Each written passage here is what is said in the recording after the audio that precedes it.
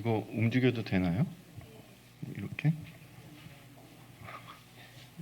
인사드리겠습니다. 평안하세요? 네, 저도 이 인사를 평안하세요라는 인사를 저번 달에 처음 해보고 이번에 두 번째 해보거든요. 이제 항상 안녕하세요 그렇게 인사를 드렸는데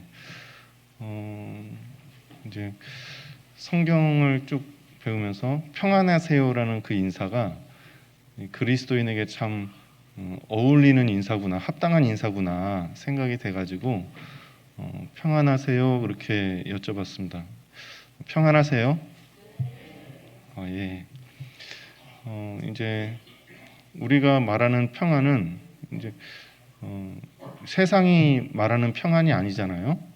그리스도인의 평강, 그리스도의 평강이 너희 마음을 주장하게 하라라고 하셨는데 이제 이스라엘 사람들 만나면 샬롬 그러잖아요.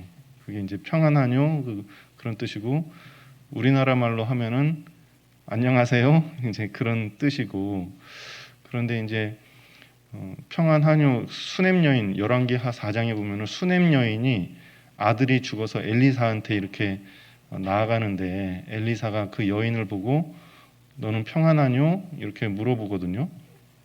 그래서 이 성경에서 말하는 이 평강이라는 거는 이제 우리가 믿음으로 예수님께서 주시는 평강을 얻었잖아요. 그리고 그리스도의 평강이 너희 마음을 주장하게 하라라는 거는 이제 그리스도의 은혜 가운데 살고 계십니까? 이제 믿음 가운데 계십니까? 그런 의미라고 생각이 되거든요. 여전히 그리스도를 믿는 믿음 안에서 그리스도의 은혜 안에서 평강하십니까? 이제 그런 의미라고 생각이 됩니다. 그래서 평강하세요. 그 말은 이제 은혜 가운데 계십니까? 믿음 가운데 계십니까? 이제 그런 의미라고 생각이 돼서 참 그 인사가 좋겠다 생각이 돼가지고 그렇게 인사를 드려봤습니다.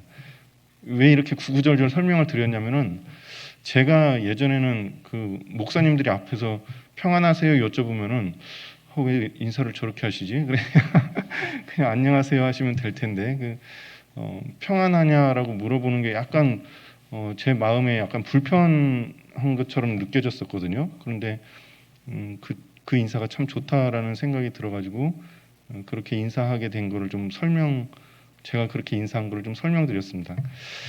저희 잠깐 같이 기도드리고 말씀 나누도록 하겠습니다. 주님 감사합니다. 하나님 앞에 원수로 행하던 저희 인생들 죄를 물마신같이 마시면서도 하나님의 심판과 또 지옥의 형벌을 두려워하지 않고 그 죄를 즐기며 살아가던 저희들 정말 하나님께서 그리스도의 보혈의 피로 우리의 죄를 깨끗이 씻어주시고 아무런 공로 없이 믿음으로만 하나님의 자녀 삼아주셔서 이제 이 땅 가운데 썩어질 세상에 소망을 두지 아니하고 썩지 않고 더럽지 않고 쇠하지 아니하는 하나님의 나라와 영광과 기업을 이어받을 소망 가운데 또 영원한 생명의 소망 가운데 남은 육체의 삶을 살게 하여 주심에 진심으로 감사드립니다. 주님의 몸된 교회를 허락하시고 그 안에 지체 삼아주셔서 주님의 사랑을 입은 형제 자매님들과 서로 사랑하며 합력하며 성령의 인도를 따라서 주님의 말씀을 배우며 무엇을 위해 어떻게 살아야 할지 알게 하시고 진리 가운데 의를 위해서 살게 하시는 주님 진심으로 감사드립니다. 여전히 연약하고 또 어리석은 저희를 날마다 주의 말씀과 훈계로 일깨워 주시고 도와주셔서 믿음 가운데 또 주님의 뜻 가운데 살 수 있도록 더욱 도와주시옵소서. 그리고 주님 앞에 합당한 열매를 맺어서 하나님께 영광이 되는 삶을 살 수 있도록 더욱 도와주시기를 기도드립니다. 오늘 구원받은 주님의 형제 자매님들 주일을 맞이해서 또 주의 날을 기념하며 함께 모여서 말씀과 찬송과 기도와 교제와 이 모든 일을 나누고자 합니다.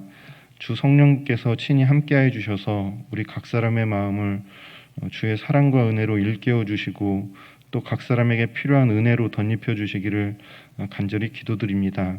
이 자리에 함께하지 못한 형제자매님들 어디 있든지 이 자리 기억하며 또 있는 곳에서 하나님께 영광을 돌리며 합당한 삶으로 나타날 수 있도록 도와주시고 또 다음에는 함께 모여 교제할 수 있도록 모든 상황과 형편, 마음을 주장해 주시고 인도해 주시옵소서.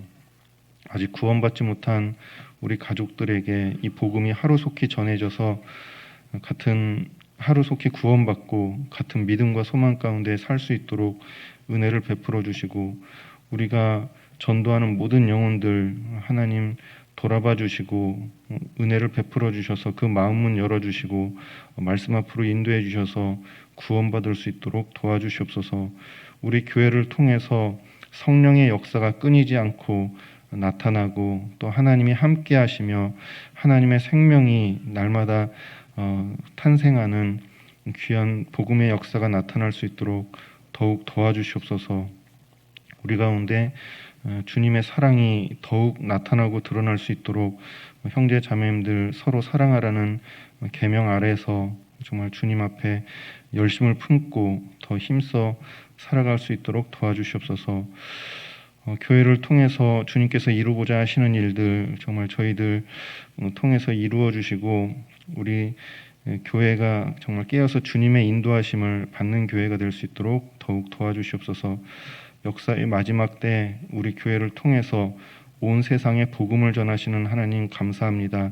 우리에게 맡겨주신 이 사명을 잊지 않고 또 하나님 도와주셔서 전 세계 곳곳에 복음을 들고 나가서 수고하시는 선교사님들과 그 가족들 돌아봐 주시고 이 복음이 막히지 않고 더 힘있게 전해질 수 있도록 함께해 주시옵소서. 우리도 기도와 물질로 함께 참여하는 자들이 되고 또 하나님의 역사에 귀히 쓰임받는 저희가 될 수 있도록 더욱 도와주시옵소서. 오늘 짧은 시간의 말씀도 한 말씀이라도 우리 마음속에 새겨주셔서 마음과 생각이 더욱 주님께 자라가고 합당한 열매를 맺을 수 있도록 한 말씀이라도 우리 신앙에 유익이 될 수 있도록 주님 도와주시옵소서. 우리를 사랑하시는 예수님의 이름으로 기도드렸습니다. 아멘. 누가복음 7장을 같이 한번 찾아보시겠습니다. 이거.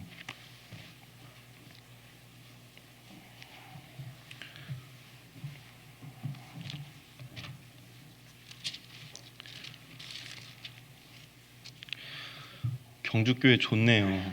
저 경주교회 처음 와봤는데 너무 좋은 것 같습니다.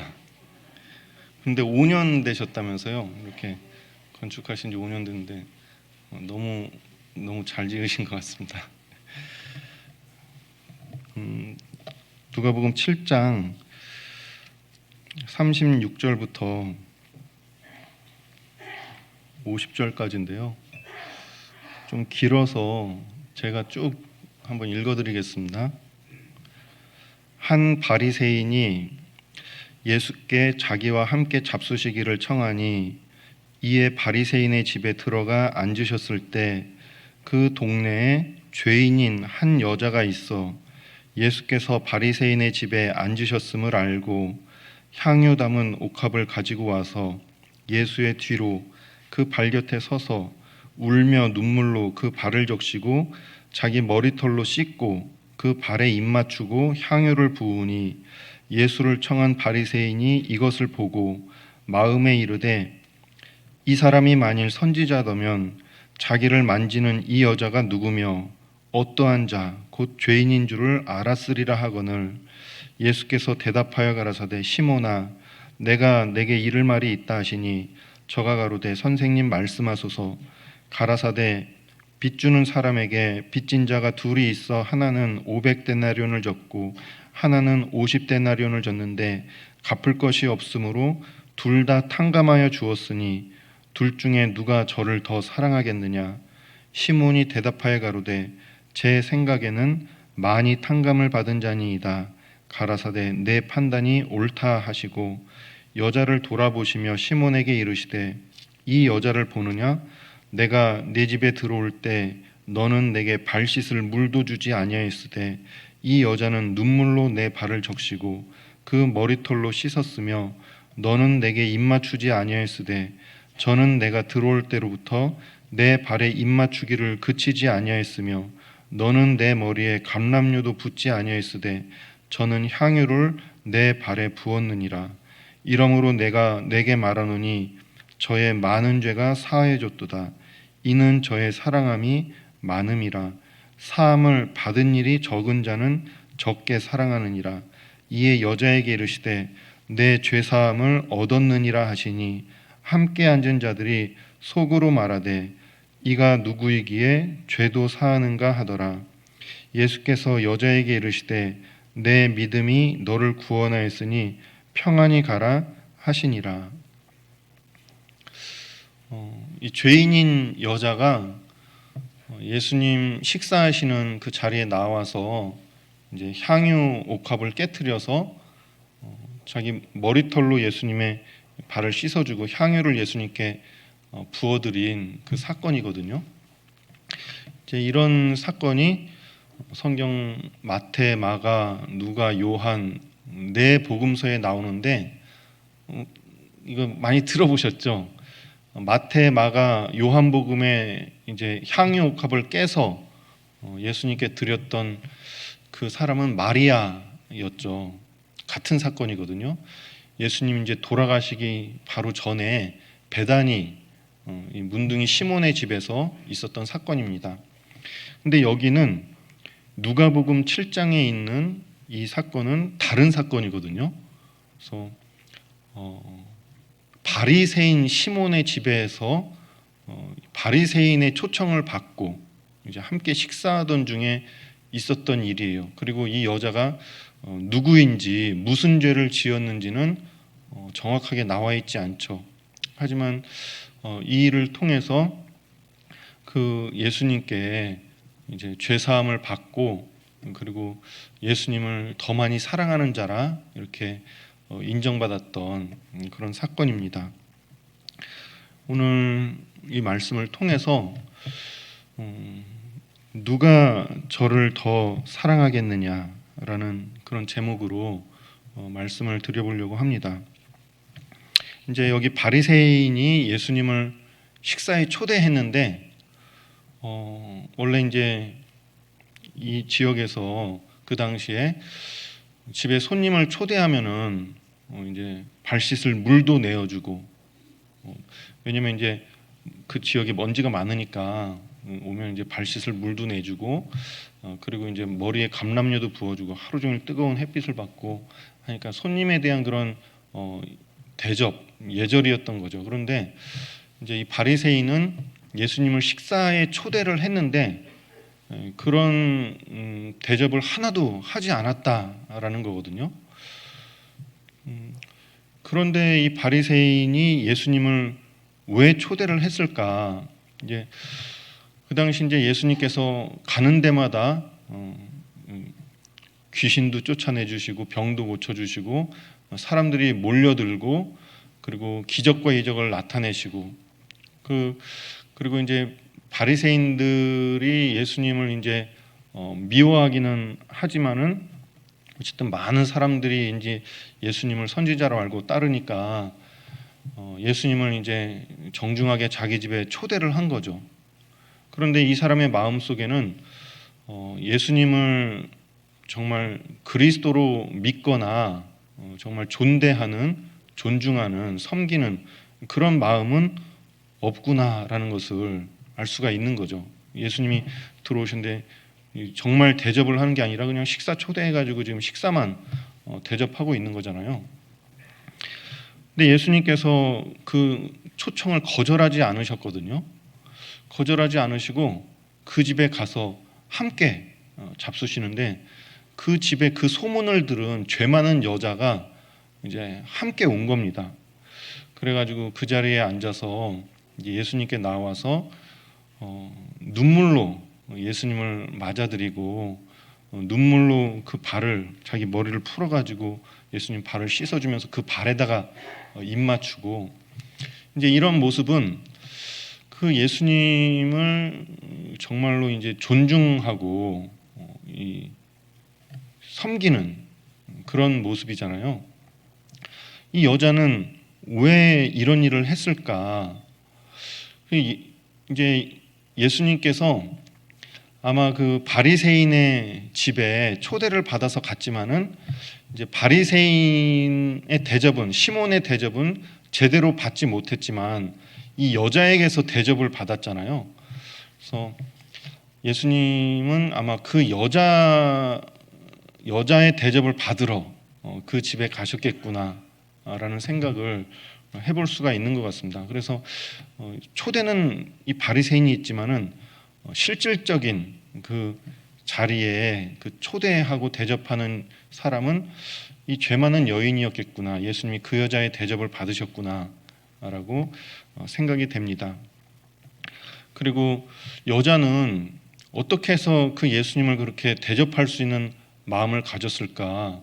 왜 예수님께서 그 자리에 오신다는 말을 듣고 자기가 죄인이라는 걸 주변 사람들이 다 알고 있잖아요. 그런데 그 자리에 나가려면 큰 용기가 필요했을 거라고 생각이 되거든요. 그 용기와 결단을 가지고 예수님 앞에 나아가서 눈물로 예수님께 발에 입 맞추고 섬기면서 결국에는 이제 죄 사함을 받게 되는 그런 결과를 맞았는데요. 이 여자는 예수님에 대한 소문을 들었던 거죠. 예수님께서 여기 누가복음 5장에 보면은요, 중풍병자의 죄를 사해 주시는 장면이 나오거든요. 한번 보실까요? 누가복음 5장 같은 거니까 5장 24절 보시면은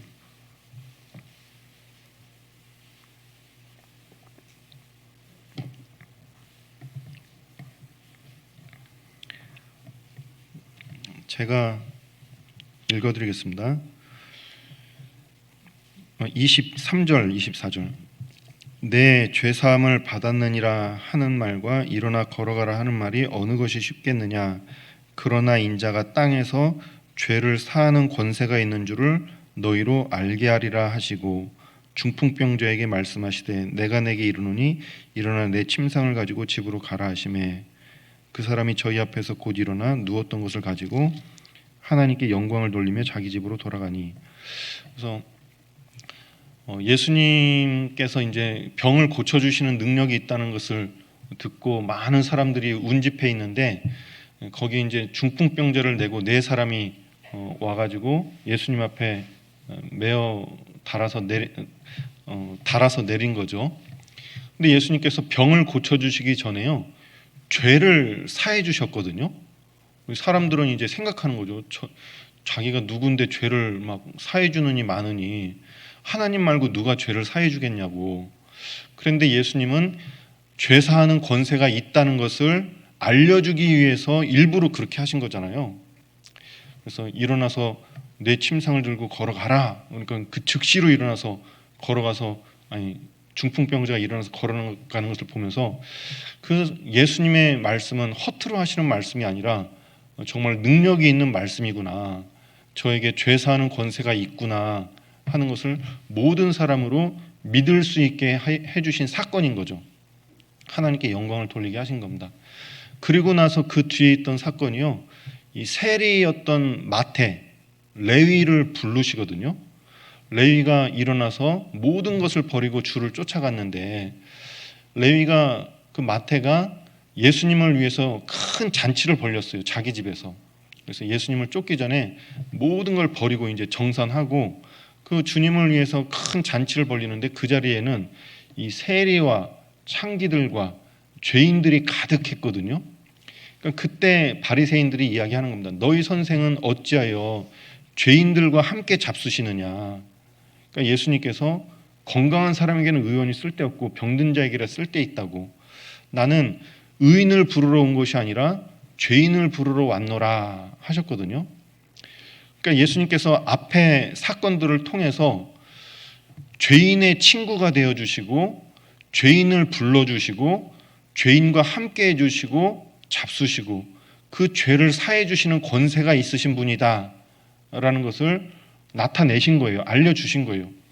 그러니까 이 죄 많은 여자가 예수님에 대한 소문을 듣고 그 예수님을 믿은 거죠. 그리고 자기의 죄를 정말 통안히 여기고 그 죄에서 돌이키는 마음으로, 그 죄를 사함받고 싶은 마음으로 그 주님께 나아갔던 거거든요.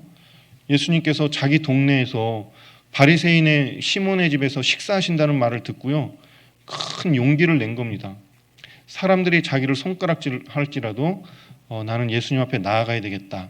그래서 예수님 앞에 나아가서 그 머리털로 아무도 씻겨주지 않았던 그 시몬의 집에서 원래 대접받고 씻김받아야 됐던 그 발을 씻겨주지 않으니까 자기 눈물로써 머리털을 풀어가지고 그 발을 씻겨드린 거죠. 그리고 뒤에 서서 이제 향유를 깨서 예수님께 부어드린 거죠. 감람유도 붓지 않았잖아요, 시몬은. 그래서 이제 예수님께서 그 여자의 그걸 이제 받아주신 거죠. 그런데 이 시몬은요, 정작 자기는 예수님을 초대했지만은 예수님이 정말 죄 사하는 권세가 있는 줄도 믿지 않았고, 그가 선지자라는 것도 믿지 않았던 거죠. 그래서 저가 만일 선지자였다면 저 여자가 죄 많은 여자라는 걸 알 텐데 저렇게 받아주는 거 보니까, 자기를 만지도록 내버려 두는 걸 보니까 저 선지자가 아닌 게 분명하겠구나, 이 마음속으로 판단하고 정죄하는 그런 마음이었잖아요. 근데 예수님께서는 그 시몬을 부르시는 겁니다. 내가 내게 할 말이 있다. 선생님 말씀하세요. 그러니까 예수님께서 이제 빚 주는 자의 비유를 통해서 이제 두 사람에게 빚을 주었는데, 한 사람은 500데나리온, 한 사람은 50데나리온. 저희가 갚을 능력이 없으므로 둘 다 갚을 능력이 없어서 둘 다 탕감해 줬어요. 누가 저를 더 사랑하겠느냐? 거의 저는요, 빚을 탕감해 준 사람이죠. 그 죄를 탕감해 주는 예수님을 말씀하시는 거잖아요. 그래서 더 많이 탕감받은 자니이다. 시몬이 대답했어요. 그러니까 네 판단이 옳도다라고 하신 거죠. 그러면서 누가복음 7장 아까 저희 봤는데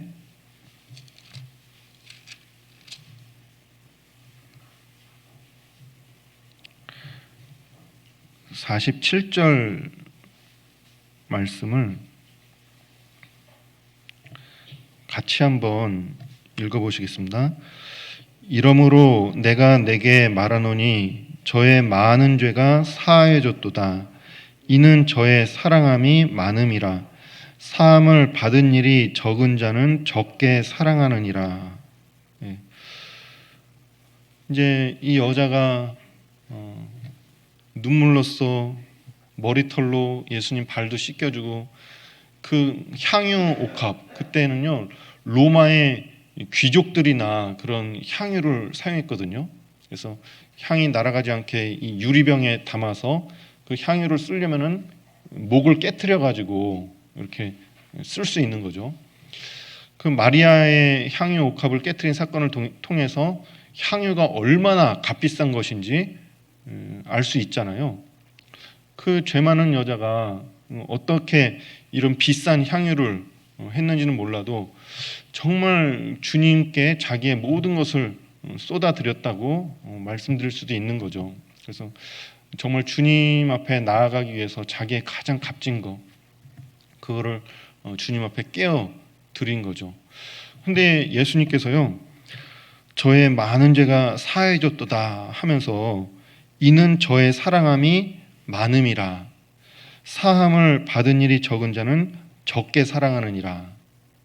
그래서 이 여자는 이제 사함 받은 것이 많고 사함을 받은 것이 적은 사람은 적게 사랑. 이 예수님은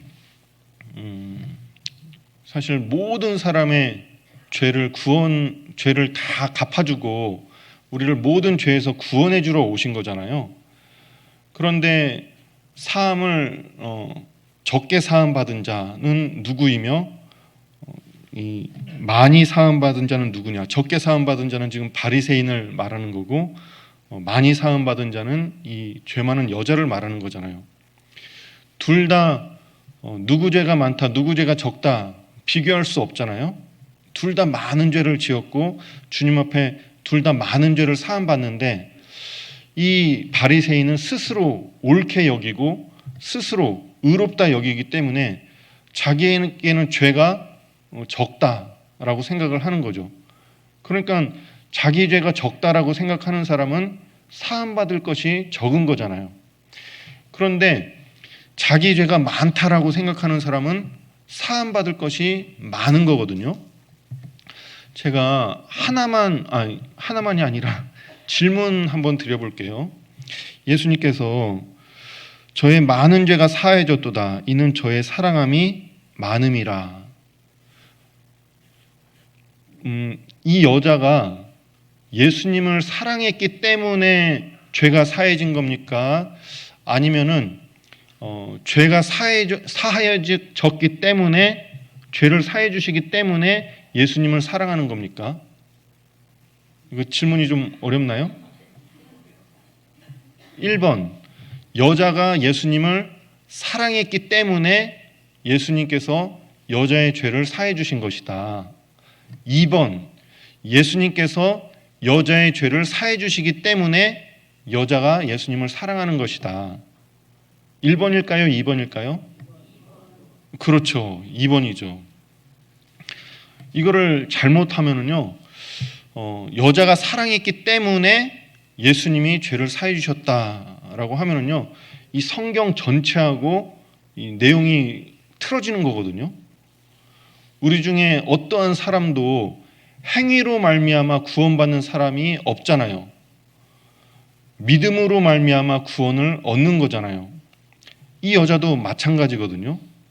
그 죄 사함을 믿음으로 말미암아 얻는 거지, 이 여자가 먼저 예수님을 사랑했기 때문에 죄 사함을 받는 것이 아니다라는 겁니다. 이 여자는 단지 예수님께서 죄를 사해 주실 수 있는 능력과 권세가 있으시고 그 죄인을 부르시는 자로서, 자기는 죄 많은 여자로서 예수님께 나아가면은 죄 사함을 받을 수 있다는 믿음으로 나온 거잖아요. 그리고 그 앞에 눈물을 흘리면서 그 발에 무릎 꿇고 입 맞춘 겁니다. 자기의 향유옥합을 깨어드린 겁니다. 그래서 이 여자는 믿음으로 예수님 앞에 나와서 정말로 죄 많은 자기 인생을 통안히 여기면서 그 주님 앞에 무릎 꿇고 그 주님을 섬기기 위해서 자기의 것을 깨어내어드리는 헌신까지 나아갈 수 있었던 거죠. 그거는 믿음으로 말미암아 이루어진 것이고, 그로 말미암아 예수님께서 그 믿음을 보시고 여자의 죄를 사해 주신 거죠.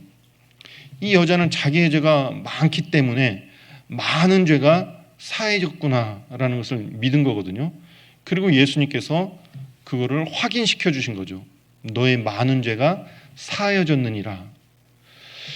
요한 1서 4장 9절에 보시면요, 우리가 하나님을 사랑한 것이 아니요, 우리가 먼저 하나님을 사랑한 것이 아니요, 오직 하나님이 우리를 사랑하사 우리 죄를 위하여 화목제로 그 아들을 보내셨음이라. 제가 구원받고 나서요, 제가 이제 항상 좀 헷갈렸던 게 있었거든요. 그게 뭐냐면은, 제가 이제 구원받기 전에 원래 교회를 다녔었거든요. 장로교를 아주 열심히 다녔습니다. 얼마 되지는 않았었지만, 짧은 시간이지만은 굉장히 이제 열심으로 다녔고, 그 장로교에서 하나님을 알게 됐다라고 생각했거든요. 내가 이제 이 교회에서 하나님을 알게 됐으니까 이 교회를 떠나지 않겠다고 그렇게 다짐도 했었고, 그리고 이제 그 하나님 앞에 이제 열심을 가지고 이제 기도도 하고 막 새벽 기도도 나가고 이제 그렇게 생활을 했었죠. 근데 구원받고 나니까는요, 내가 구원을 안 받았으면은 이제 말씀을 쭉 듣다 보니까 지금 죽으면 지옥 갈 사람이구나. 이 죄가 해결이 안 된 거였어요. 그래서 결국에 쭉 복음을 듣고 나니까 영원한 속죄를 통해서 내가 구원을 받았구나, 그걸 믿게 됐거든요. 그러고 알게 된 게, 내가 만약에 구원을 안 받았으면은 그 장로교에서 아무리 하나님을 열심히 믿었어도 믿고 지옥에 갔겠구나. 그 죄가 해결이 되지 않았으니까. 그러니까 그 전에 내가 신앙생활을 했던 게 도대체 무슨 의미가 있는지, 아무 의미가 없는 것인지, 그게 너무 궁금한 거예요.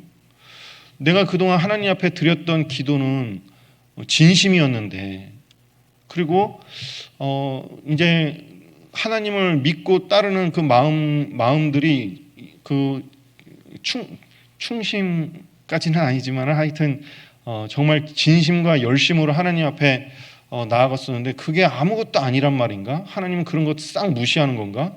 그런 거 하나님께 하나도 받아들여지지 않는 건가? 그게 이제 항상 마음속에 의문이었거든요. 그게 하나님께 전혀 연락되지 않는 건가? 그런데 이 요한일서 4장 9절 말씀을 보고 제가 그걸 정리하게 됐거든요. 아, 우리가 먼저 하나님을 사랑한 게 아니구나. 오직 하나님이 먼저 우리를 사랑해 주신 거구나. 그래서 이 사랑은 내리사랑이잖아요. 그래서 자식이 먼저 부모를 사랑하는 게 아니라 부모가 자식을 사랑하는 거고, 부모가 자식을 사랑하는 그 사랑을 깨달을 때 그 자식이 부모를 사랑하는 거잖아요. 그 이제 자녀를 키워보시면 알겠지만, 부모가 자기를 위해서 수고하고 헌신하고 베풀어 주시는 사랑을 알기 때문에 부모의 사랑에 화답하고 그 부모를 이제 철이 들면은 그 부모를 이제 사랑하는 거잖아요. 그래서 그동안 내가 먼저 하나님의 사랑을 받은 자가 하나님을 사랑하는 것이 맞는 거구나. 그게 올바로 사랑하는 거구나. 그래서 그 전에 내가 품었던 그런 것들은 하나님께 상달되지는 않더라도 상달되지는 않은 거죠. 하지만 그것이 헛된 것은 아니었구나. 왜냐하면은 하나님께서 그런 것들을 보시고 나를 이렇게 구원받을 수 있는 길로 인도해 주셨겠구나라는 것을 알게 됐습니다. 그래서 그것이 전혀 헛된 게 아니죠. 제가 결국에 구원을 받았잖아요. 그래서 이제는 하나님을 사랑하는 자로 하나님께서 받아주셨구나, 불러주셨구나. 그래서 우리가 먼저 하나님을 사랑한 게 아니라, 이 여자가 먼저 예수님을 사랑한 것이 아니라, 그의 사랑이 많기 때문에 죄를 사함받은 것이 아니라 예수님께서 먼저 그녀의 죄를 다 사해 주신 것이고, 그 죄사함을 받은 이 여자는 그 은혜에 감사하고 주님을 사랑할 수가 있는 거죠. 그래서 우리가 구원 받았지만요, 이제 어떤 사람이 신앙생활을 잘하냐, 어떤 사람이 더 주님을 사랑하냐, 그거는요, 자기의 죄를 깨닫는 사람, 정말 자기의 죄가 많은 걸 아는 사람, 그런 사람이 신앙생활을 더 잘하고 주님을 더 사랑할 수 있다라고 말씀드릴 수 있겠습니다. 그래서 제가 여기 앉아가지고 생각나는데, 은혜 찬송 164장이 생각나더라고요. 마음을 다하고 성품을 다하여, 그 찬송이 있잖아요. 마지막에 그러나 죄인 된 우리를 구원하신 여호와를, 죄송합니다. 그러나 잊지는 말아라. 죄인 된 우리를 구원하신 여호와를. 우리가 구원받고 이제 천국 가는 믿음을 가지고 주님 안에서 이제 죄 없다, 깨끗하다, 의롭다, 그런 믿음 가운데서 신앙생활을 하고 있지만은, 우리가 잊지 말아야 될 것은 내가 구원받기 전에 얼마나 비참한 죄인이었는지, 그것을 잊지 않는 것이 너무 중요하다라고 생각이 됩니다. 여기 디도서 3장을 같이 한번 찾아보시겠습니다.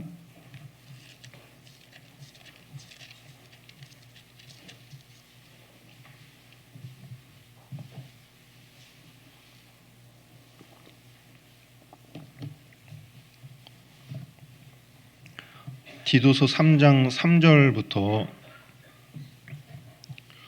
5절까지를 같이 한번 읽어보시겠습니다.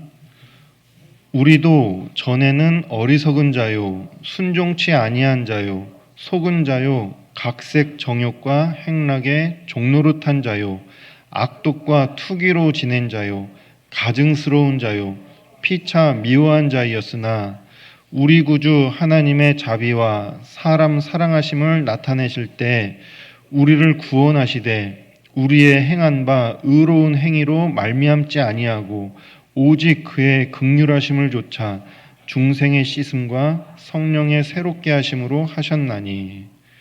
그래서 우리도 전에는 어리석은 자고 순종치 아니한 자고 속은 자요, 각색 정욕과 행락에 종노릇한 자요, 이 악독과 투기로 지낸 자요, 가증스러운 자요, 피차 미워한 자였으나. 정말 에베소서 2장 1절부터 있는 말씀이죠. 허물과 죄로 죽었던 너희를 살리셨도다. 그래서 우리가 그 전에는 공중의 권세 잡은 자, 그 불순종의 아들들 가운데서 역사하는 그 영을 따라갔었다라고 했잖아요. 그래서 우리도 육체 정욕을 행하면서 육체와 마음으로 하나님 앞에 본질상 진노의 자녀였다고. 그래서 육체의 마음에 원하는 것을 하여 다른 이들과 같이 본질상 진노의 자녀이었더니, 우리도 본질상 하나님 앞에 진노의 자녀였잖아요. 우리가 구원받고 이제 천국 간다고 당당하게 말하면서 마치 정말 하나님 앞에 큰 사랑을 입은 은혜 가운데 사는 자로 이렇게 이야기하지만 우리는 본질상 진노의 자녀였거든요. 그게 우리의 본질입니다. 이 본질이 변한 게 없거든요. 여전히 그 악독과 투기와 불순종과 이 각종 정욕의 종노릇하는 그 미움과 악독이 가득한 그런 본질이 변한 게 없어요. 우리 속에는 여전히 살면서도 그런 게 나타나고 있다라는 거거든요. 그래서 구원을 받았지만은 여전히 어리석고 여전히 불순종하면서 여전히 마음속에 정욕의 종노릇하고 이 미움과 이 악독과 투기 막 이런 것들이 계속 나타나는 것을 보면서 무엇을 생각합니까? 내가 이런 죄인인데 구원받기 전에는 이런 죄가 있는지 몰랐잖아요. 앞으로 내가 이런 죄를 지을지 몰랐잖아요. 그러면서 구원받고 하루하루 생활하면서요, 오늘도 이런 죄를 지었구나. 오늘도 이런 죄를 지었구나. 하루하루 죄가 더 깊어져가는 그 내 모습 속에 정말 하나님이 내 죄를 얼마나 더 많이 사해 주셨는지, 영원히 내 죄를 사해 주신 그거를 생각할 때마다 정말 감사한 거죠. 하나님이 이걸 다 알면서도, 내가 구원받고도 이런 죄를 지을 걸 알면서도 하나님께서 나를 받아주셨구나, 나를 구원해 주셨구나, 나에게 은혜와 사랑을 베풀어 주셨구나. 그런 걸 생각하면은요, 그 은혜가 점점 깊어지잖아요. 주님의 은혜가 점점 깊어지고 주님의 사랑이 점점 커지고, 그 주님께 받은 사랑과 은혜가 크기 때문에 나도 주님을 더 사랑할 수 있는 거죠. 그래서 우리가 구원받고 신앙생활이 십자가 아래에서 시작됐잖아요. 주님께서 나를 위해서 죽으신 그 십자가, 그 십자가에서 그 주님의 사랑을 우리가 받아들임으로 우리의 새 생명 시작됐잖아요. 그래서 많이 사함받은 자가 저를 더 사랑하느니라 라고 알 수 있죠. 그래서 구원받고 신앙생활을 하면서 자기의 죄를 더 많이 느끼는 사람이 주님을 더 사랑할 수 있고 주님 앞에 더 헌신할 수 있는 그런 동기가 된다라고 말씀드릴 수 있습니다. 사실 예수님은 죄인을 구원하러 세상에 오셨잖아요. 그래서 모든 사람이 그 죄를 다 모든 사람의 죄를 담당해 주시고 모든 사람이 구원받을 수 있게 해주셨잖아요. 그런데 사람이 지옥에 가는 이유는 뭡니까? 예수님은 모든 사람이 구원받을 수 있게 해주셨는데도 지옥에 가는 사람이 있잖아요. 그 이유는 자기의 죄를 돌이키지 않기 때문에, 하나님 앞에 회개하고 나오지 않기 때문에, 믿지 않기 때문에 그런 거잖아요. 예수님은 모든 사람이 구원받기를 원하셨는데 이런 사람은 지옥에 갈 거다라고 아주 그냥 명시한 말씀이 있거든요. 예수님은 지옥에 대해서 누구보다 많이 말씀하셨죠. 지옥이 어떠한 곳인지, 이 슬피 울며 이를 갈미 있고 불과 유황으로 타는 곳이고 거기는 구더기도 죽지 않고 불도 꺼지지 않는 곳이라고, 이 지옥에 대해서 아주 자세하게 말씀해 주셨거든요. 지옥에 가느니 차라리 눈을 뽑아버리는 한이 있더라도 지옥에는 가면 안 된다고. 손을 끊어버리는 한이 있어도, 발을 잘라버리는 한이 있어도 지옥에는 가면 안 된다고. 몸은 죽여도 영혼은 능히 죽이지 못하는 자들을 두려워하지 말고 오직 몸과 영혼을 능히 지옥에 멸하시는 자를 두려워하라고. 그 하나님의 심판이 얼마나 무서운 것인지, 그 지옥의 형벌이 얼마나 두려운 것인지 가장 크게 강하게 경고하셨던 분이 예수님이잖아요. 절대로 거기는 가면 안 된다고. 그리고 그곳에서 우리를 구원해 주기 위해서 모든 사람의 죄를 친히 담당하시고 이제는 다 천국 갈 수 있게 해 놓으셨는데, 그런 예수님께서 너희는 지옥에 갈 거라고 그렇게 말한 사람들이 있거든요. 그런 사람들이 누굽니까? 이 바리새인들이죠.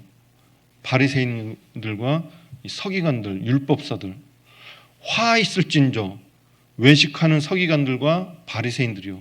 무슨 말이에요? 너희에게는 화가 있을 거라고, 저주가 있을 거라고, 하나님의 진노가 너희 위에 있을 거라고.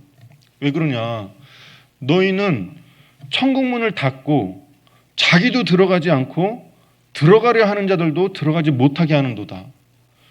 이 세상에 그런 사람들이 있는 거거든요. 천국문을 닫는 사람들이 있는 거예요. 아니, 내버려두면 천국에 들어갈 수 있는 사람들인데 그 문을 막아 서서 자기도 들어가지 않으면서 남도 들어가지 못하게 하는 사람들이 있는 겁니다. 예수님께서 말씀하시죠. 화 있을진저 외식하는 서기관들과 바리새인들이요, 너희는 바다와 육지를 두루다니며 교인 하나를 얻기 위하여 바다와 육지를 두루다니며 얻으면은 너희보다 배나 더 지옥 자식이 되게 하는도다. 아니, 자기만 지옥 가는 게 아니고요, 이 사람 하나를 붙잡아 놓고 자기보다 배나 더 지옥 자식으로 만들어 버린대요. 그런 사람들은 이 지옥의 판결을, 지옥의 진노를 피할 수 없을 거라고. 이 외식하는 서기관들과 바리새인들, 너희는 지옥에 갈 거라고 예수님 경고하셨잖아요.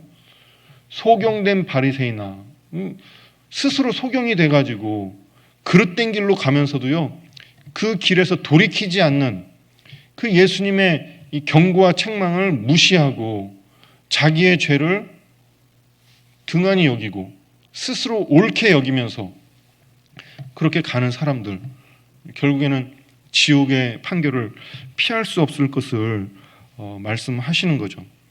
그러니까 결국에 사람이 망하는 이유는 죄가 많아서 망하는 게 아니고요, 회개하지 않아서 망하는 거잖아요. 회개하지 않아서. 우리 구원받은 그리스도인들, 이제 그 죄에서 회개하고 돌이켜서 이제 구원을 받았습니다. 이 죄를 사해 주신 그 주님의 사랑과 은혜를 우리가 믿음으로 구원을 받았잖아요. 이제 구원받고 살아가면서 구원받은 사람에게는 이 새 영을 주시잖아요. 그 새 영, 부드러운 마음을 주신다고 하셨잖아요. 이제는 이 강팍하고 굳은 마음이 아니라 우리 이 마음에서 굳은 마음을 없애버리고 부드러운 마음을 주신다고. 그래서 살면서요, 죄에 대해서 민감한 거죠. 이전에는 죄라고 생각하지 않았던 것도 죄로 여기고 하나님 말씀 앞에 비추어서 자기의 이 상태를 돌아보면서 정말 예전에는 무감각했던 사람인데 이 어리석고 불순종하고 이 각색 정욕의 종로로 타면서 이 악독과 투기와 미움과 그런 것을 오히려 즐기면서 아무렇지도 않게 살아가던 우리였는데 이제는 그 말씀 앞에서 자기를 돌아보고 작은 죄에도 민감하게 반응하는 이 부드러운 마음을 주신 거잖아요. 그래서 그리스도인은 정말 자기의 죄를요 더 깊이 통감하고 그 자기의 죄를 더 깊이 느끼고 그 자기의 죄를 더 돌이키기 위해서 주님 앞에 나아가는 그런 사람들인 거죠. 그래서 그런 사람들이 죄에 대해서 크게 느낄수록 주님을 더 사랑하고 주님 앞에 더 헌신할 수 있는 그런 신앙의 동기가 되는 겁니다. 그래서 내가 이 신앙생활을 하다 보면 그런 사람들을 가끔 만나잖아요. 내가 주님을 사랑하는지 사랑하지 않는지 잘 모르겠다고. 주님을 혹시 그런 분들 계신가요? 내가 정말 주님을 사랑하는지 잘 모르겠다고. 왜 그런 생각을 갖게 될까요? 왜 그런 마음이 있을까요?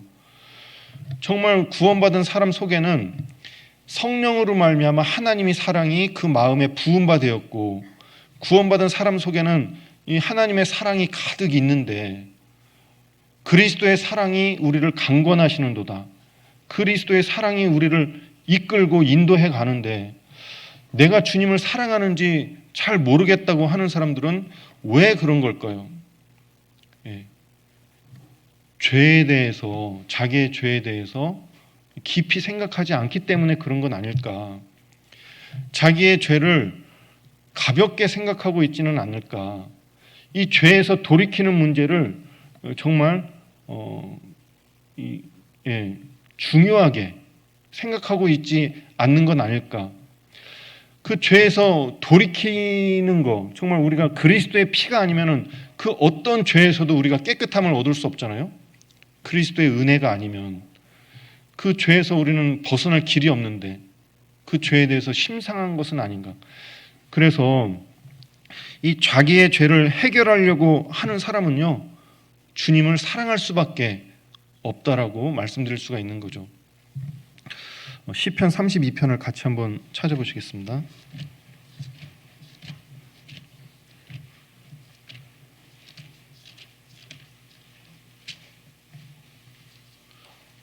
그래서 베드로전서 1장에도 예수를 너희가 보지 못하였으나 사랑하는도다. 이제도 보지 못하나 믿고 말할 수 없는 영광스러운 즐거움으로 기뻐하니 믿음의 결국 곧 영혼의 구원을 받음이라. 그래서 예수를 우리가 보지는 못했지만 사랑하거든요. 그게 정상이에요. 정상. 그게 누가 저를 더 사랑하겠느냐. 많이 탕감받은 자. 그 죄에 대해서 깊이 느끼면 느낄수록 자기의 죄를 크게 여기면 크게 여길수록 주님을 더 사랑하게 될 겁니다. 시편 32편 5절 6절을 제가 읽어드리겠습니다.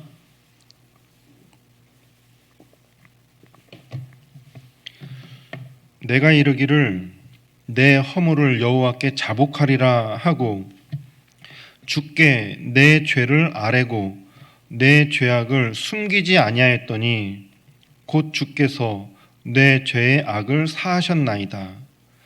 이로 인하여 무릇 경건한 자는 주를 만날 기회를 타서 주께 기도할지라.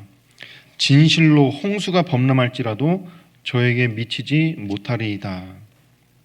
그래서 내 죄를, 내 허물을 숨기지 않고 여호와께 자복하겠다. 그 죄의 사하심을 받고 그 허물의 가려우심을 받는 자는 복이 있도다. 우리가 죄를, 이 허물을 정말 하나님 앞에 해결하기 원하는 그런 마음으로 나아갈 때 그게 주님을 만날 때인 거죠. 여기 6절에 무릇 경건한 자는 주를 만날 기회를 타서 주께 기도할지라. 근데 거기 나나주 2번에 앞에 2번이라고 돼 있죠. 제 성경만 그런 거 아니죠? 나나주 2번 있으신가요? 네, 거기 뭐라고 돼 있습니까? 네, 주를 만날 기회가 죄를 깨달을 때죠. 그래서 우리가 신앙생활을 하면서 아니면 구원을 받지 못했을 때 이 주를 만날 기회가 언제냐? 죄를 깨달을 때죠. 이 허물과 죄를 주님 앞에 해결하고자 나아갈 때, 그때가 주님을 만날 때거든요. 그때가 기도할 때인 겁니다. 그래서 우리가 죄를 돌이키고 자백하는 죄를 자백함으로 말미암아 깨끗함을 얻잖아요. 요한 1서 9장도 한번 찾아보실게요. 요한 1장 9절.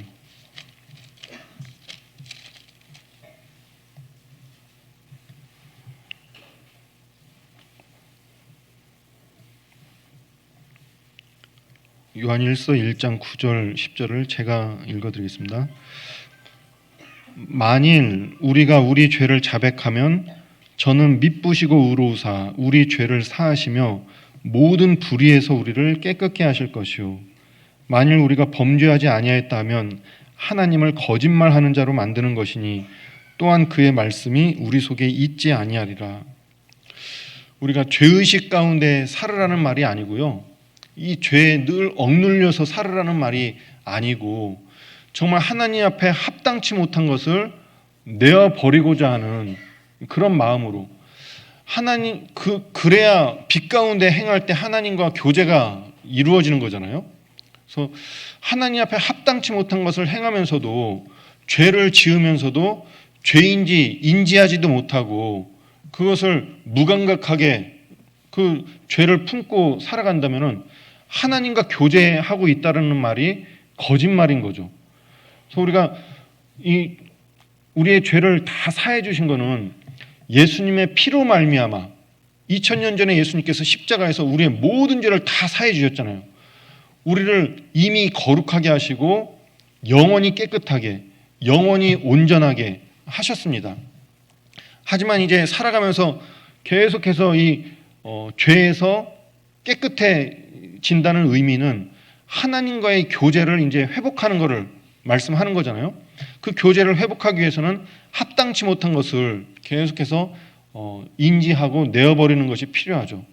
그래서 죄에 억눌려서 그 죄의식 속에서 괴로워하는 그런 인생을 사는 게 아니라 이 죄를 다 사해 주신 그 주님의 은혜에 감사하며 주님의 사랑을 느끼면서 그 은혜에 감사하고 기쁨으로 그 하나님 앞에 합당한 삶을 살기 위해서 노력하는 그런 것이 이제 필요한 게 우리 그리스도인의 삶의 자세인 거죠. 그래서 루터는 말했습니다. 루터가 죄는 최고의 신학이다. 우리를 가장 하나님의 뜻 가운데로 인도해 줄 수 있는 그게 뭐냐? 죄를 발견하는 사람이 정말 하나님의 뜻 가운데 살아갈 수가 있는 거죠. 제가 이제 누가복음 7장 시간이 많이 갔네요. 누가복음 7장 그 여자가 이제 500데나리온 탕감받고 50데나리온 탕감받은 이 비율을 보면은요, 마태복음 18장에 1만 달란트 탕감받았는데 100데나리온 그 빚진 자를 이 탕감해주지 않고 잡아가지고 옥졸에 붙이게 되는 그러한 모습을 보잖아요. 상담하다 보면요, 가끔 그런 분을 만나거든요. 나는 영원한 속죄를 받은 것을 믿는데요. 예수님께서 내 죄를 다 사해 주신 걸 믿는데요. 그런데 이해가 안 되는 게 있는데 정말 잔인무도한 그런 죄인들 있잖아요. 아주 극악한 죄인들. 그런 사람들의 죄까지 용서해 주시는 거는 이해가 안 된다라고 하시는 분들을 가끔 만나거든요.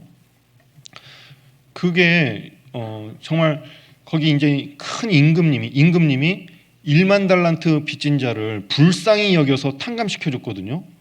갚을 능력이 없으니까. 그런데 그 탕감받은 자가 나가서 동관 하나를 만났는데 100데나리온, 좀 기다려 주셔서 내가 갚겠습니다. 그런데 그걸 기다리지 않고 붙잡아가지고 옥졸에 붙이잖아요. 그 임금님이 말합니다. 내가 너를 불쌍히 여겨서 내 빚을 탕감하여 주었거늘 네가 네 동관을 불쌍히 여김이 마땅치 아니하냐. 그래서 내 죄가 영원히 탕감받았다라는 것을 믿는다면요, 다른 사람의 죄도 탕감받은 것을 우리가 믿을 수 있잖아요. 그리고 우리가 또 그건 이제 형제가 형제에게 죄 지은 것을 용서해 줄 것을 이야기하는 거잖아요. 70번씩 7번이라도 죄를 용서해 주라고. 그래서 우리에게 죄 지은 자가 있으면은 또 용서해 주라는 그런 말씀이거든요. 그런데 중심으로 그 형제를 용서치 아니하면은 그 동관을 어떻게 했습니까? 바깥 어두운데 내어 던져 거기서 슬피 울며 이를 갈미 있을 거라고. 진실로 중심으로 형제를 용서치 아니하는 자가 이와 같으리라고 말씀하시잖아요. 그래서 이제 우리가 정말로 그 많은 죄를 탕감받았다고 생각을 하면은 우리에게 죄 지은 자를 또 용서해 줄 수 있는 그런 마음을 갖는 거죠. 에베소서 4장 같이 한번 찾아보시겠습니다. 에베소서 4장.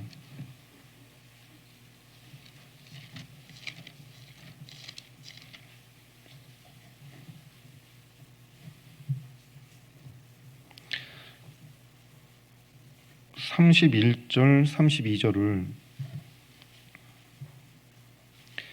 같이 한번 읽어보시겠습니다. 너희는 모든 악독과 노함과 분냄과 떠드는 것과 회방하는 것을 모든 악의와 함께 버리고 서로 인자하게 하며 불쌍히 여기며 서로 용서하기를 하나님이 그리스도 안에서 너희를 용서하심과 같이 하라. 그래서 이 마음속에 악독, 분냄과 노함과 떠들고 회방하고 이런 악의와 함께 다 버리라고. 그리고 서로 인자하게 불쌍하게 여기면서 서로 용서하기를 하나님이 그리스도 안에서 너희를 용서하신 것 같이 용서하라고. 서로 용서하라고. 제가 이제 전도인이 되고 나서도요 잘 몰랐는데 이제 담임을 하게 됐거든요. 담임한 지 얼마 안 됐는데 한 4년, 5년째 지금 되고 있죠. 그런데 신앙생활, 저도 이제 신앙생활을 하는 사람이잖아요.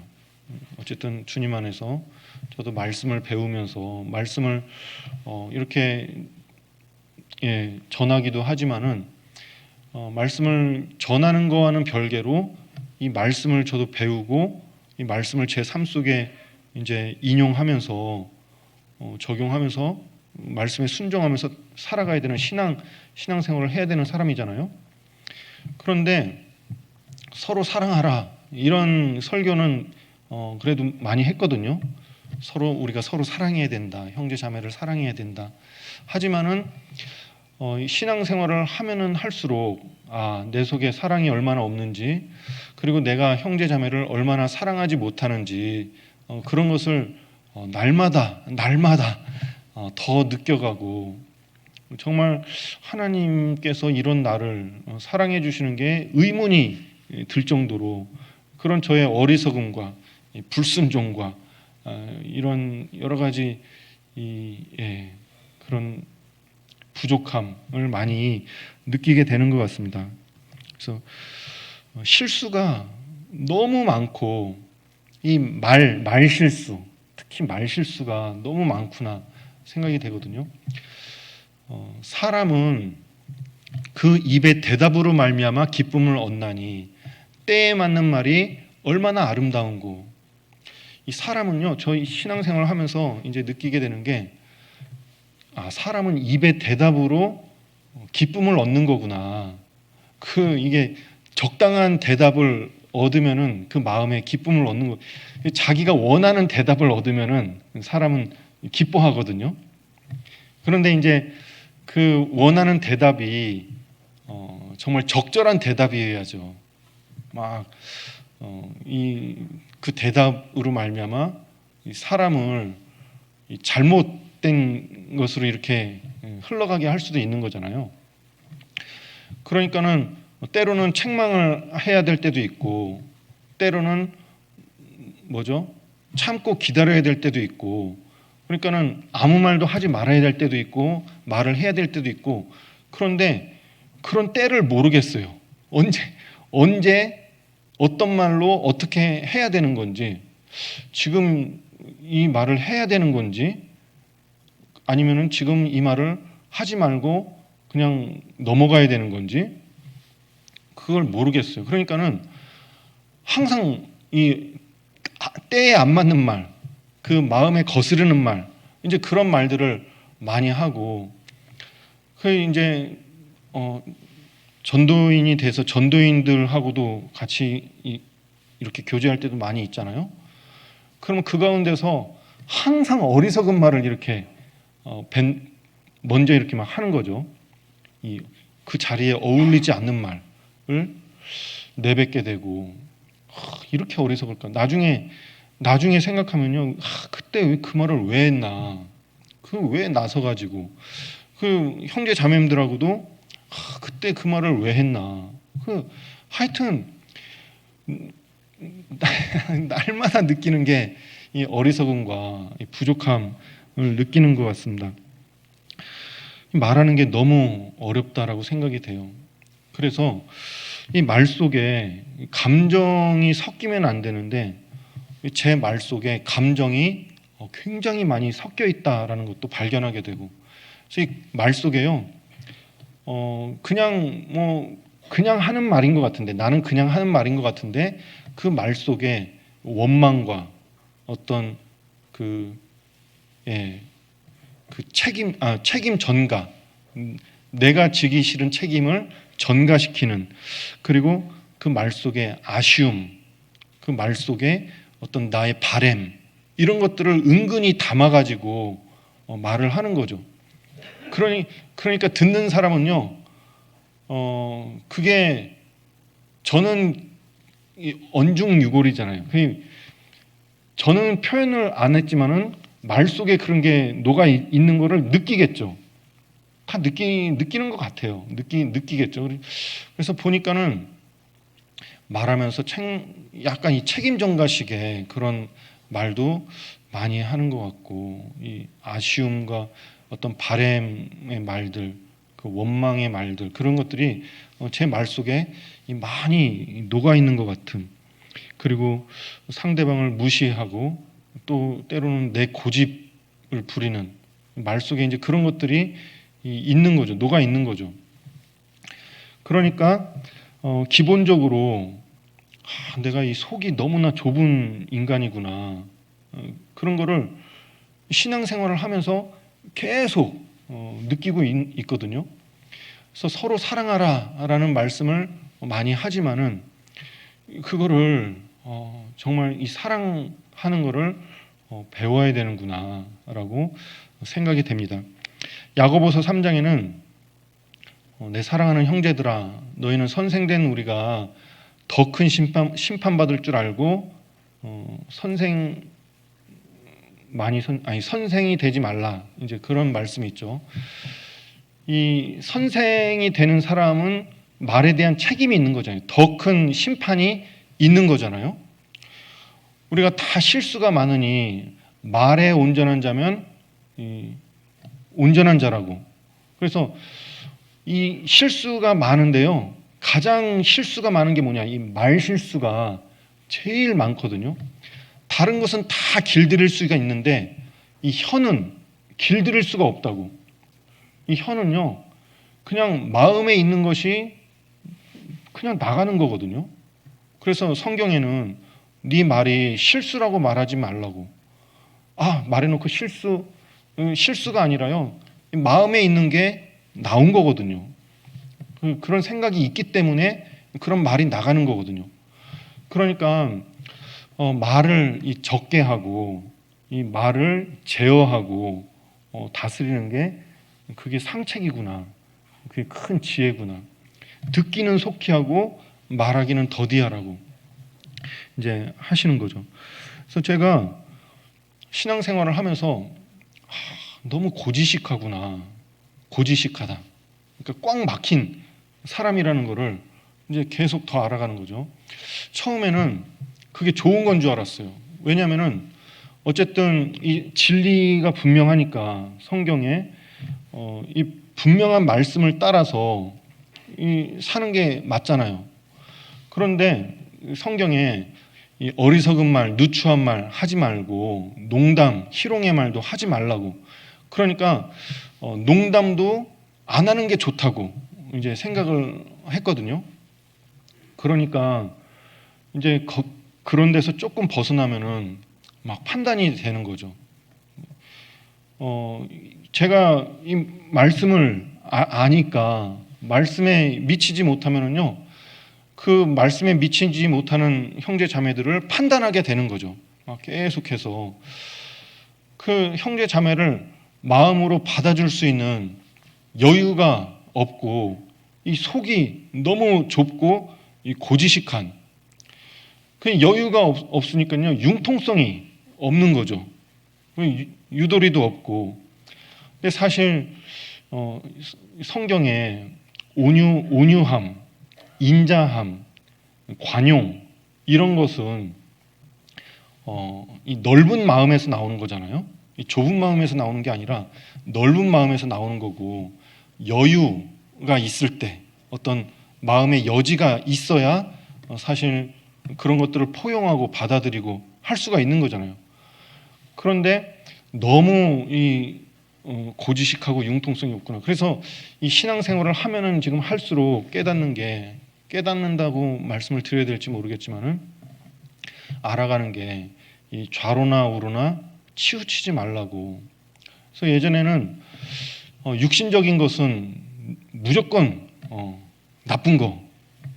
그런데 신령한 것만이 옳은 거. 그런데 우리가 이제 육신을 입고 이제 신령한 것을 추구하면서 살아가잖아요. 그러니까 이 좌로나 우로나 치우치지 않는 거.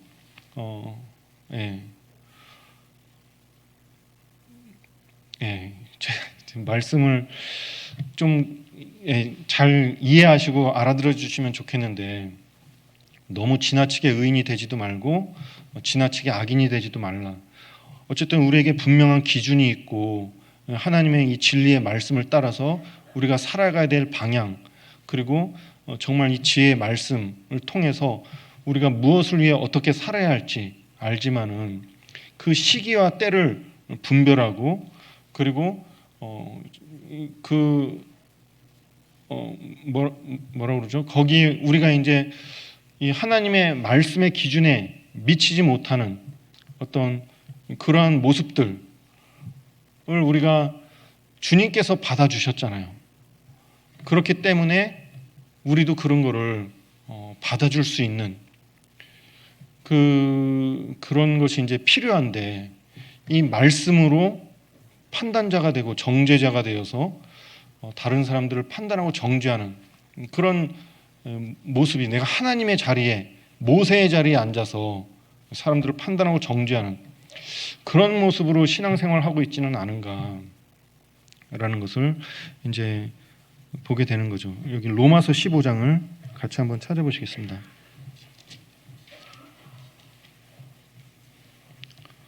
로마서 15장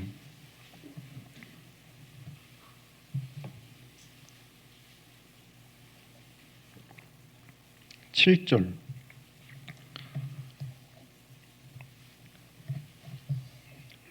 제가 읽어드리겠습니다. 이러므로 그리스도께서 우리를 받아 하나님께 영광을 돌리신 것 같이 너희도 서로 받으라. 이 죄 많은 우리 인생, 우리를 고쳐서 받은 게 아니라 있는 그대로 받아주셨잖아요. 우리를 받아주기 위해서 예수님께서는 자기의 생명까지도 내어주셨잖아요. 그래서 주님의 희생으로 말미암아, 주님의 섬김으로 말미암아 우리를 받아서 하나님께 영광을 돌리셨거든요. 이제는 우리에게 그것을 요구하시는 겁니다. 주님의 사랑을 받은 사람들에게 그 주님의 사랑으로 이제 형제 자매를 사랑하라고, 서로 받아주라고. 그래서 주님께서 우리에게 주신 새 계명이 서로 사랑하라라는 거거든요. 요한 1서 4장을 같이 한번 찾아보실게요. 요한 1서 4장.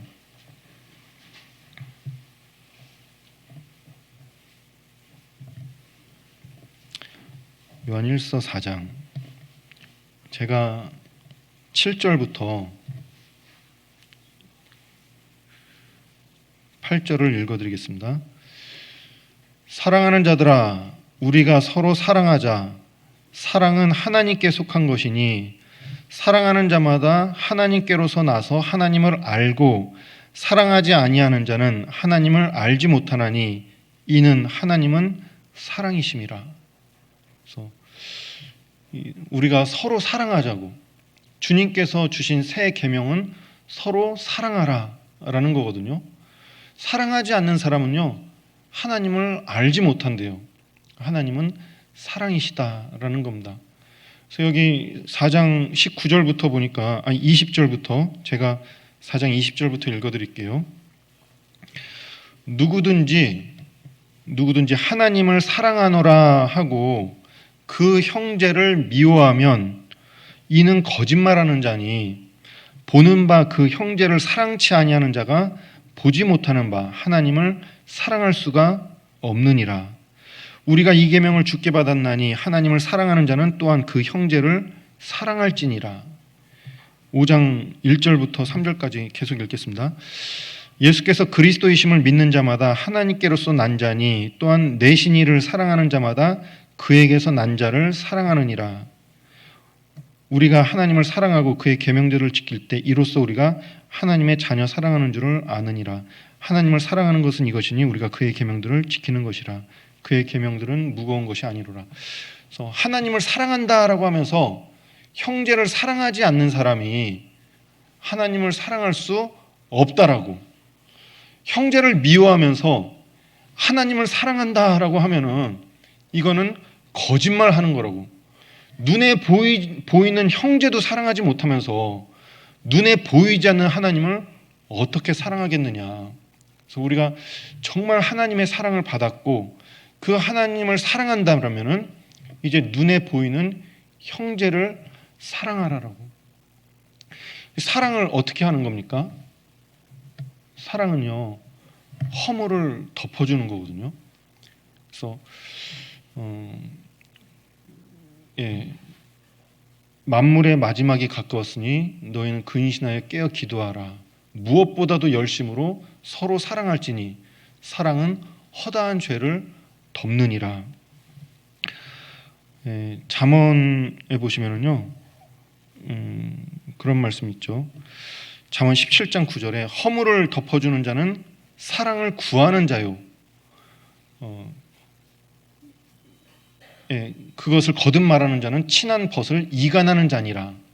그래서 허물을 덮어주는 자는 사랑을 구하는 자다라고 말씀을 하고 계십니다. 미움은 다툼을 일으켜도 사랑은 모든 허물을 가리우느니라. 그래서 우리가 어떻게 서로 사랑할 수 있느냐? 형제 자매의 허물을 계속해서 고자질하고 정죄하고 드러내는 게 아니라 그 허물이 있음을 인정하고 받아주고 기도해 주는 거죠. 덮어주는 거죠. 그래서 형제 자매를 사랑함으로 요한 1서 3장을 한번 보시겠습니다. 요한 1서 3장 14절.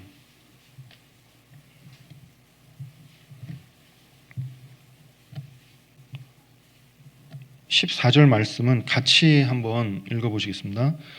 우리가 형제를 사랑함으로 사망에서 옮겨 생명으로 들어간 줄을 알거니와 사랑치 아니하는 자는 사망에 거하느니라.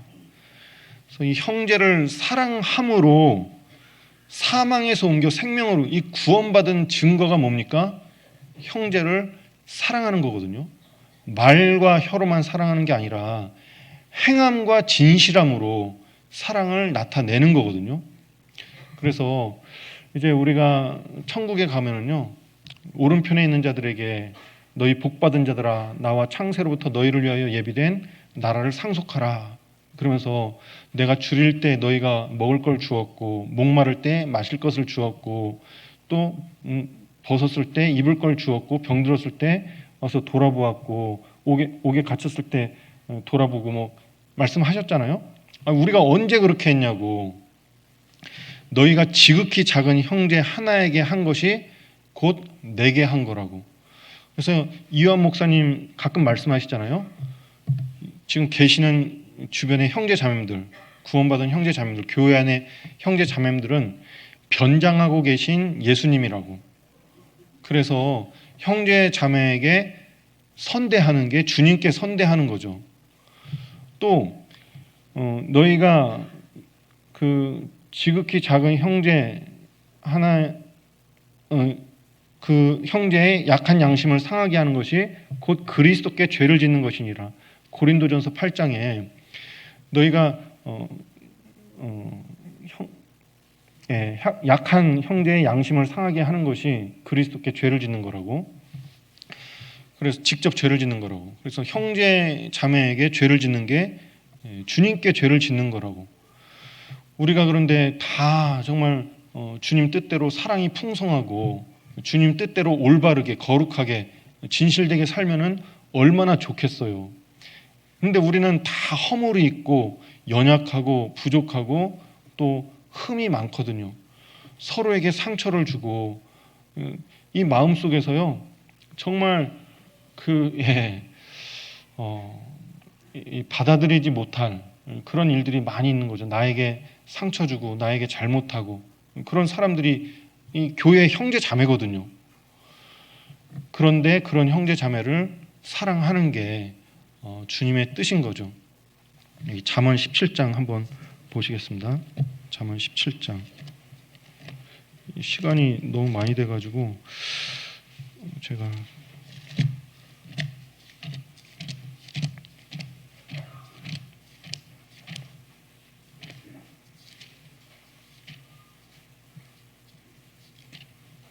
잠언 17장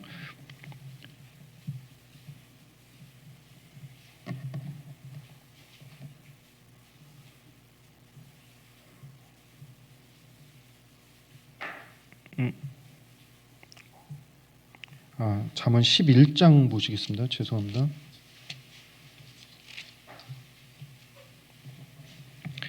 잠언 11장 11절 말씀을 같이 한번 읽어보시겠습니다.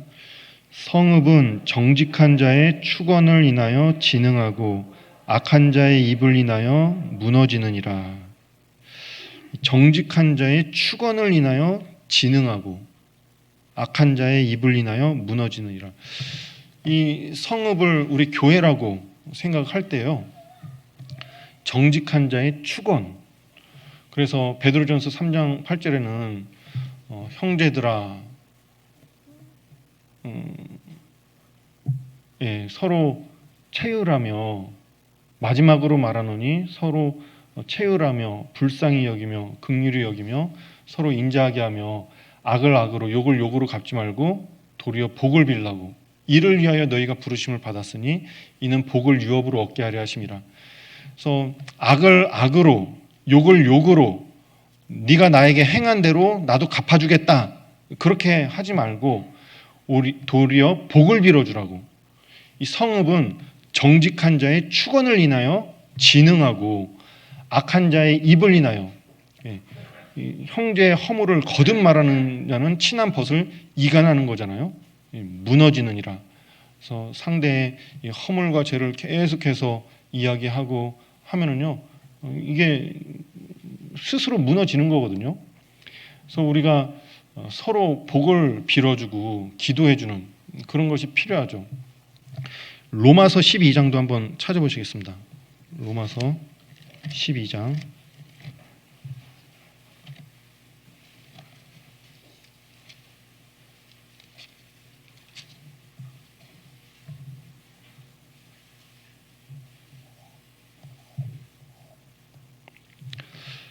제가 읽어드리겠습니다. 17절부터 로마서 12장 17절부터 아무에게도 악으로 악을 갚지 말고 모든 사람 앞에서 선한 일을 도모하라. 할 수 있거든 너희로서는 모든 사람으로 더불어 평화하라. 내 사랑하는 자들아 너희가 친히 원수를 갚지 말고 진노하심에 맡기라. 기록되었으되 원수 갚는 것이 내게 있으니 내가 갚으리라고 주께서 말씀하시니라. 네 원수가 줄이거든 먹이고 목마르거든 마시우라. 그리함으로 내가 숯불을 그 머리에 쌓아놓으리라. 21절은 같이 읽어보시겠습니다. 악에게 지지 말고 선으로 악을 이기라. 그래서 아무에게도 악으로 악을 갚지 말고 모든 사람으로 더불어 평화하라. 그래서 이 말씀을 보면서요, 제가 이 말씀을 실천한 사람이 다윗이잖아요. 다윗은 자기를 죽이려고 하는 사울을 용서해 줬잖아요. 자기가 죽일 수 있는 기회가 있음에도 불구하고 악은 악인에게서 난다고 하였으니까 내 손으로는 왕을 해야지 아니하리이다. 그래서 사람들이 다 이야기하는 거예요. 이거 하나님이 주신 기회라고. 빨리 가서 죽이라고. 죽여도요, 아무도 다윗에게 뭐라고 할 사람 없거든요. 분명히 하나님이 주신 기회예요. 근데 다윗은 말하는 겁니다. 내 손으로는 왕을 해야지 않겠다고. 왜냐? 왕은 하나님 기름 부음 받은 자잖아요. 악은 악인에게서 난다라고 한 거예요. 그래서 내 손으로는 악을 행하지 않고 그 대신 뭐라고 그랬냐? 하나님 보옵소서. 왕과 내 사이에 내가 아무런 악을 행치 아닌 것을 보시고 내 원수를 갚아달라고 하나님께 맡긴 거거든요. 하나님께서 나에게 맡기라고. 원수 갚는 것이 내게 있으니 내가 갚으리라고 주께서 말씀하시느니라. 그래서 저는 이 말씀 보면서요, 하나님께서 우리에게 이 악한 마음, 원수 갚는 그런 마음, 그것도 내려놓기를 바라시는 거예요. 우리는 평화하라고. 너희로서는 할 수 있거든 모든 사람으로 평화하라고. 그게 하나님이 우리한테 원하시는 거구나. 하나님이요, 너는 사랑만 해. 너는 좋은 것만 해. 악은 내가 갚아줄게. 나쁜 건 내가 다 할 테니까 너는 좋은 것만 해. 그래서 하나님 구원받은 사람들에게 사랑하라. 서로 사랑하라. 이 마음속에 정말 이제 하나님을 사랑하고 형제 자매를 사랑하고 또 이뤄진 영혼을 사랑하고 그 사랑하는 마음으로 살기를 원하거든요. 악을 악으로 갚지 말고 도리어 복을 빌어주고 좋은 거, 이 마음속에 선한 것만 생각하고 사랑만 하고 그 원수 갚는 거는 악은 내가 갚아주겠다고. 그렇게 한다면은 이 원수의 머리에 숯불을 올려놓는 것과 같다라고. 원수가 줄이거든 먹이고 마시우라고. 그 숯불을 머리 위에 놓는 것과 같다고.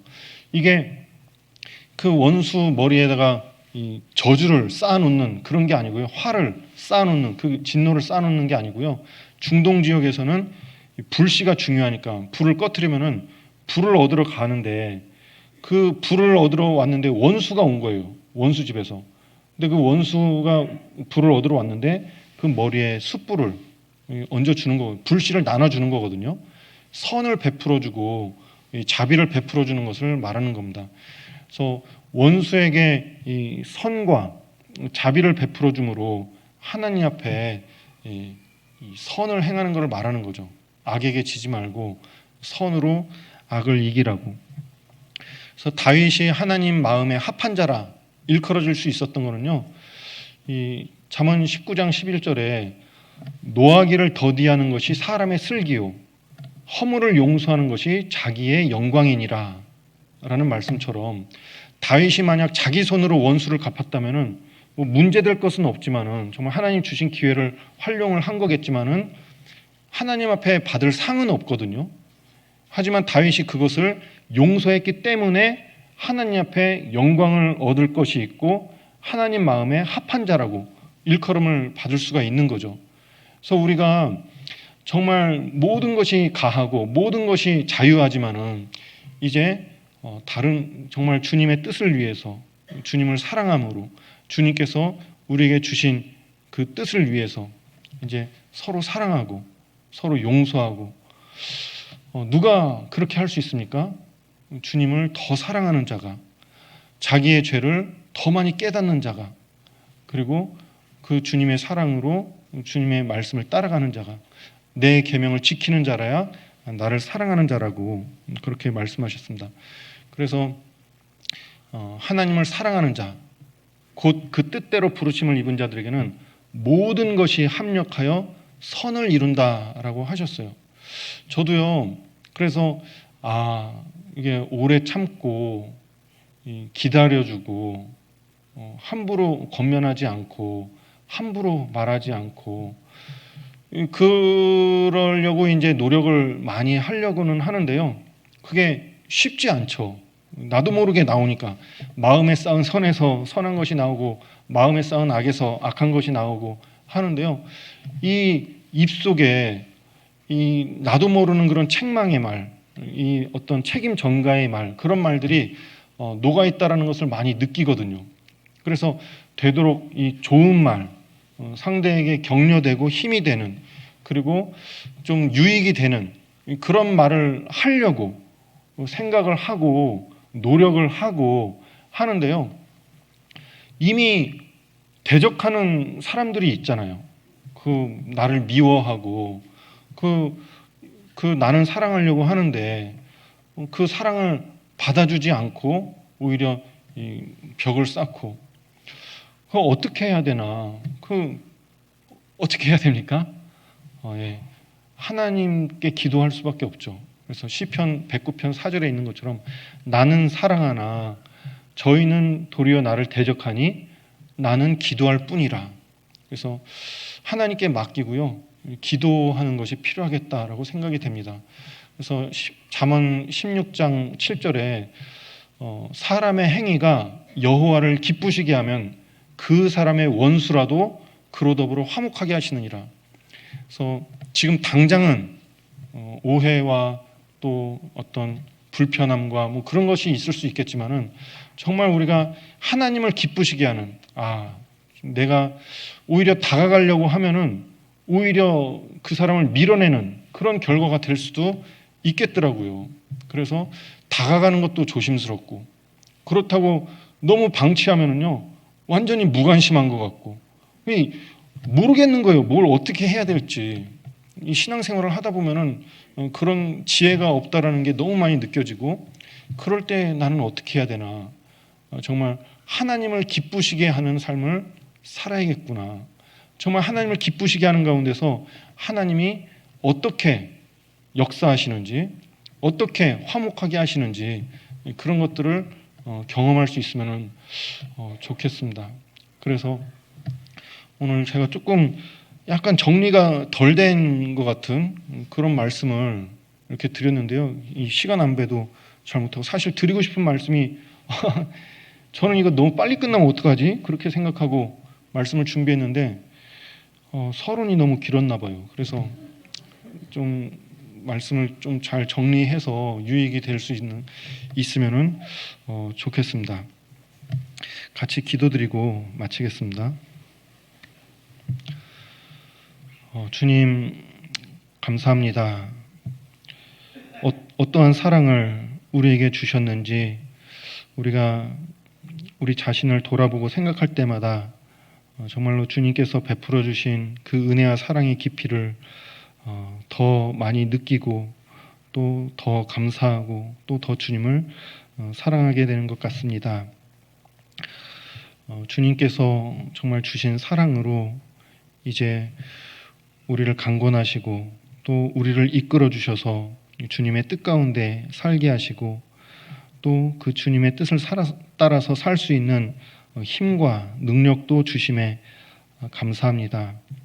우리에게 죄사하는 권세를 주시고 너희가 네 죄든지 사하면 사하여질 것이요 또 네 죄든지 그대로 두면 그대로 있으리라 하신 것처럼 우리가 적극적으로 다른 사람의 죄를 용서하고 주님께서 우리에게 베풀어 주신 그 은혜를 또 다른 사람들에게 베풀고 선을 행하는 삶을 살 수 있도록 도와주시고 인도하여 주시옵소서.